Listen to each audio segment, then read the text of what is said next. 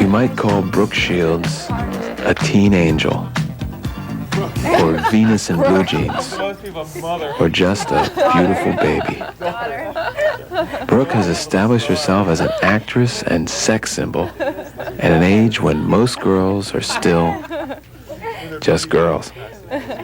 And she has taken some dramatic risks, sanctioned by her mother, Teri, on the road to stardom. They're upstairs tonight, talking about all of it. So stay with us, upstairs at the Xenon. Because I don't find rhythm in it. No. I like music with tremendous rhythm. I find it a bit hard to find the rhythm. I don't hear the music yet. Slowly. I think I'm more old-fashioned. Well, yeah. You're more old-fashioned than your mother? Country music, yeah. I like the way the people dress. Oh, it's And I think it's the whole new thing. Because there's a lot of beautiful, actually, sounds outside of what I think, when you say there's no beat to it. But there is really. In fact, there's Blondie herself. I mean, she's pretty. She's a beautiful woman. diva. New wave. I mean, she's, I think, one of the first people that did come out with songs that were. I love it. There is a difference representative. between the new wave and the punk, whereas I prefer the new wave to the punk. The punk is not. It's not even new wave anymore. Now it's DOR. If you say new wave, you're behind the times. DOR is... What's DOR? I think it's like dance-orientated rhythms. Sounds like something that's that's what- a billboard. So like if you're really hip, you say DOR. You don't say new wave. Wow, it used to be out of the times to say punk. Now I guess I punk's know. really Punk, far I behind. forget together. Where it is. But a lot of those things just really don't last for very long. No, they don't. No. It's a phase usually. Teri, how much involved in directing Brooke's career are you? Are you the agent and the manager? Yes, yes. I'm not less and less becoming involved. It's that it's easier now because Brooke is growing up and she has more of an opinion, and it really makes it easier on me. So you can get Brooke's reaction Yes, to right. potential When scripts before and it was a things. little bit harder because her aunt, who I worked very close with, we would decide most of the things for Brooke. Aunt Lila. Auntie is Lila. Very smart. Very smart woman. Yes. What do you? I really would like. You never told me the actual thing that led up to Brooke doing her first commercial when she was a little tiny child. What, 2 or 3 years old? Oh, well, actually, she never did commercials until Brooke thought she was 2 or 3. She first modeled for Ivory Soap when she was 11 months old. But it wasn't until she was around, I'd say, 5 or so, where she had gotten her first commercial. Did that have to do when she was 11 months old with literally the way she looked as a baby? Yes, exactly. And she was well behaved, believe it or not. Well, actually, What is this up the sleeve? Well behaved, believe it or not. yeah, remember? She had to, they wanted a child under a year old to know how to kiss.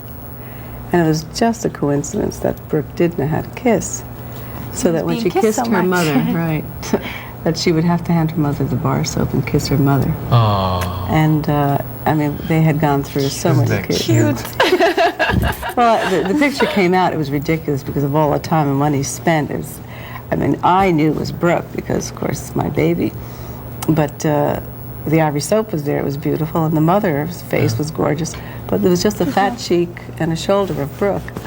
And Scavullo had taken it. See, even then she worked with the best photographer. It's amazing. Started off. Has Brooke's success been difficult for you, again, in that area of when people will project onto you things that have nothing to do with your motives and your reality? I remember and hearing conversations, not recently, but a few years ago when the Pretty Baby film first came out, where Brooke was playing the child in the House of Prostitution, right, at the turn of the century, that you were a stage mother, that you were living your life through Brooke, that you were exploiting her, you know the old ugly Sure, stuff. exactly. How much did it hurt? I don't think it hurt at all. It didn't hurt you? Not at all, no. I don't think it's hurt either of us. Fortunately, see, Brooke was sort of just introduced to the world at that time. But prior to that, Prior to that, she'd been working 10 years. And we were familiar with, I mean, on a smaller scale, of other people not being so appreciative of Brooke, being jealous, in essence. Isn't that at the root of a lot of it? I mean, when you feel Well, I the think negative mainly, stuff yes, coming in. yes. And as Brooke mentioned a while back, too, that the bad mail that she gets, Lyle and I screen all the mail, that the bad mail she gets, I especially want to attend to that, because I know that the people who are writing, the kids, either they want attention, they figure there's, without even knowing it themselves, there's a way of getting Brooke's attention. You're upset. And I immediately get in touch with them, and invariably they're just so, they're turned around totally. In fact, I was on a talk show with Brooke, and there were 1,800 women putting us down, really. Sounds like they filmed Donahue show. One other show. Got it. There were 1,800 women, but not all of them were putting us down. But there were a few women who, in the audience, openly put me down in particular, and after the show, couldn't wait to get to me to find out what to do with their daughter. How do I go about it? And I asked my mom for her autograph and everything. What do you think? Did that make you angry, though, when you find that someone's projecting something on your mother which has nothing to do with the way she's been a mom, and it's just their bad thinking? You think about it for a minute that you might be angry, but I have to think above it. Evaluate their mentality. What are they really going through? They must be upset. And, my mom said, evaluate their mentality. Think about where they are, and just be above it. Know that they must know somewhere that what they're saying. Sheila, Teri, excuse me, do you think that, I don't know why I called you Sheila. Did anyone ever call you Sheila before? It came out do you think that people really wanted to think that Brooke was not having a childhood? Oh, of course. It would have been much easier. For instance, I've always brought this, and I have nothing against a dental assistant, but I always use that because that was the first thing that came to my mind when I will say, it's interesting, if I were bringing Brooke up by myself, say, I want to do the best for her, and I think all parents want to do the best for their children, and they do what they feel is the best. And Brooke, being as pretty as she is, that seemed to work for us, and she was happy doing with what she was doing, and I promoted it. If I wanted Brooke to be a dental assistant, and I promoted that, no one would say a word. Or a doctor, or a dentist, or anything, sure. Right, or anything. It's the showbiz aspect of it. Yes. And there's just as much, I don't feel my mom's pushing me, but there's a push to make your kid become a doctor or anything. Yeah. If you want to inspire your children.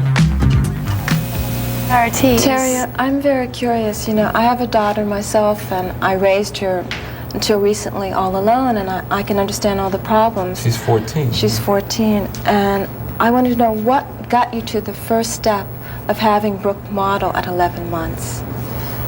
Well, she was a very beautiful baby.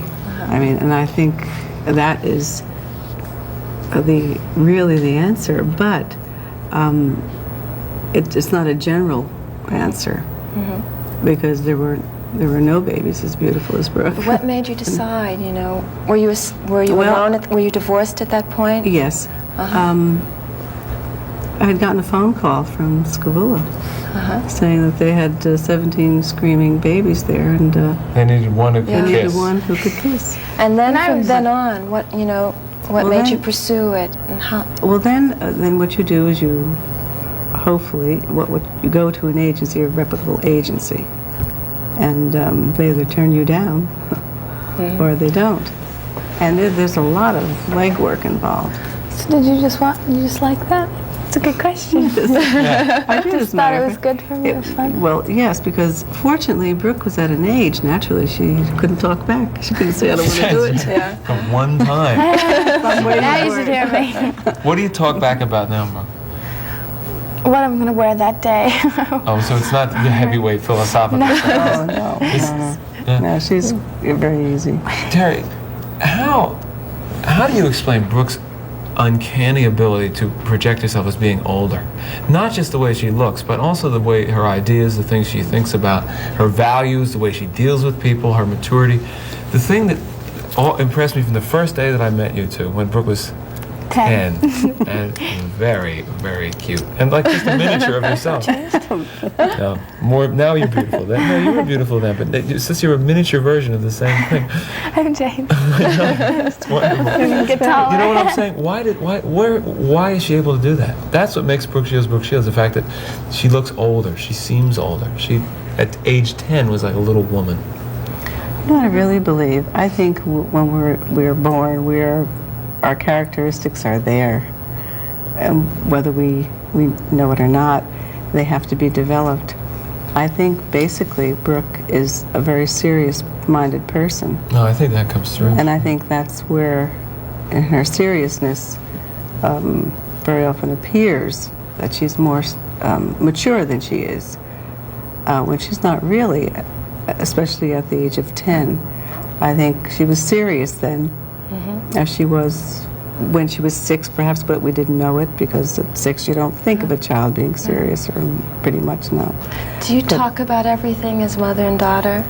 Yeah, all the time. Everything, yes. But that's really a key to the success of your relationship, I think. I mean, particularly when you've gone through the Brooks being in the position of doing the intimate scenes, the sexy scenes in films. A lot of people are embarrassed even to have a conversation with their own mother or father about something like this. So here you're a mother and daughter who are able to be so open about it that it goes on the screen, and yet that openness is never celebrated. The thing that is criticized is, in fact, that you were exploiting Brooke, that she's too young. So how do you deal with the whole range of thinking that Brooke Shields is the first of a whole bunch of baby models who are selling things through their sexuality and they're only 10, 12, 11 years old? How do you defend that? Well, first of all, I really don't feel I should defend it. Well, if someone attacks you or criticizes you, that's what I mean.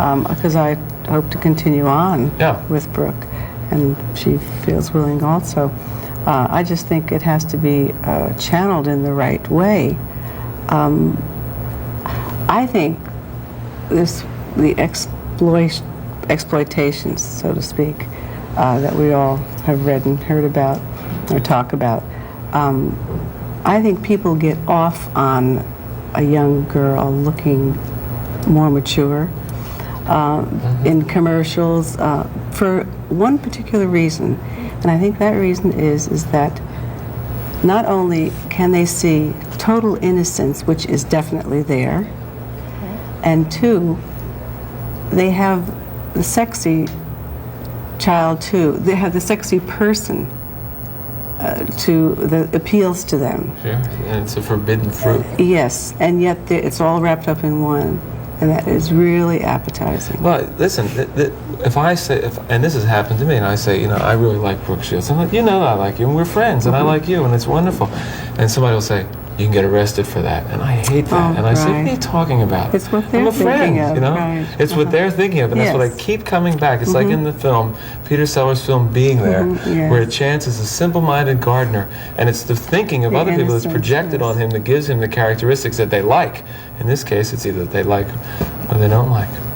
Everybody's always reading into something. You know, as bad as a lot of people want to make us out to be, I think we're doing a great thing for the teenagers out there, especially. Brooke showing an example as to what she's really like through people like you both, having her on the show, through the fan mail, which is, to me, one of the most important factors in her career. Getting through to the people that way. Getting letters from hundreds and hundreds of people saying that for 6 years they've been writing celebrities and never gotten as much as a postcard. And Brooke right now, being the age she is it's probably going to be a little bit more tough for her now, because she is setting an example for the teenagers out there who want to fashion themselves after her. And I think she's going to do an excellent job. And I've got a good chance to by being 15.